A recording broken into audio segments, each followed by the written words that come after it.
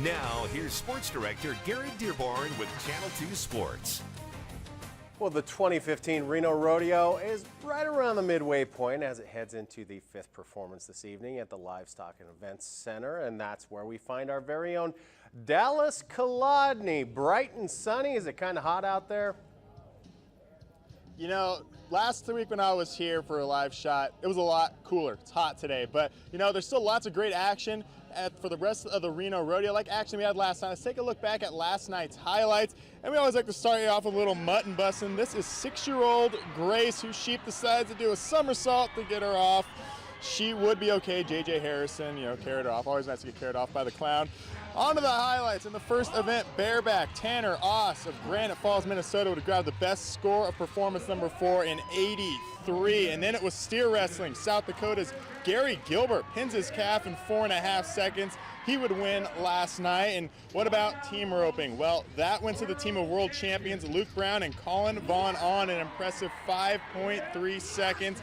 And then there were 3 cowboys in saddle bronc who took wins last night. Heath DeMoss, Sam Spreadborough, and last year's Reno Rodeo champ Bradley Harder each had a ride of 75. Now, on to tonight's 5th performance. It's set to go at 7 p.m. as always, and there's a trio of local cowboys scheduled to compete in the arena. From Minden, the Denny brothers, Wyatt and Grant, will compete in bareback tonight, and joining them, Winnemucca's Trenton Montero, who is pulling double duty. Not only is he riding in bareback tonight, he will also attempt to hold on for 8 seconds in the bulls. Trenton is joining me right now. Now, Trenton, I guess the first question is, why are you doing 2 events? Well, I used to ride 3 events in high school. I rode bareback, saddle broncs, and bulls.